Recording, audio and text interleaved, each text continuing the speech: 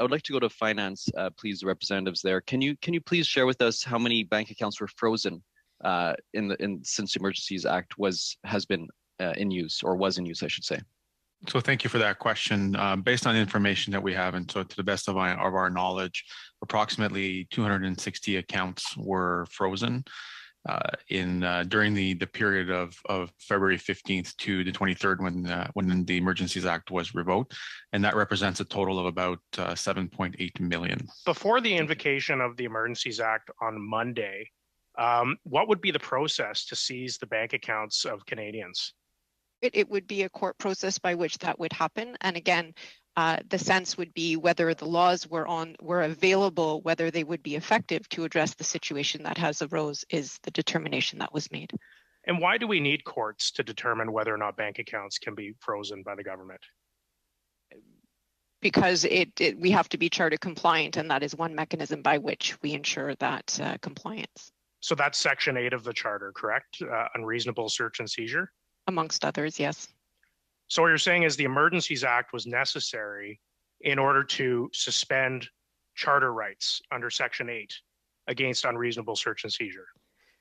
So I appreciate that, and you are correct. The Emergencies Act does explicitly make reference to compliance with the Charter, and while we do benefit in Canada from very important Charter protections, none of them are absolute and are indeed subject to reasonable limitations. But before the invocation of the Emergencies Act, you're saying you couldn't have seized people's bank accounts without a court order. But the Emergencies Act allowed the government to suspend that provision of the Charter, suspend charter rights in order to seize people's bank accounts.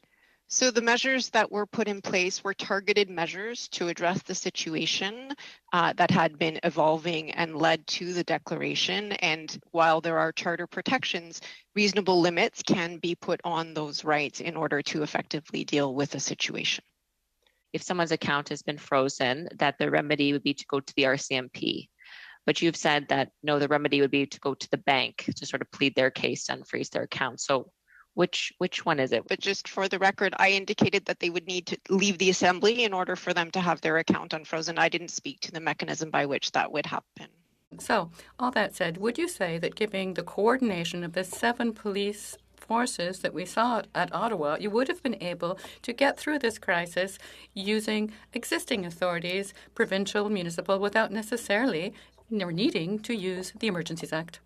I do think that the Emergencies Act certainly influenced people, leading them not to come to Ottawa due to the possible consequences, due to the fact that we had a perimeter established around Ottawa. It would be difficult for them to access it, and given the Emergencies Act, they didn't have a right to go in there anymore.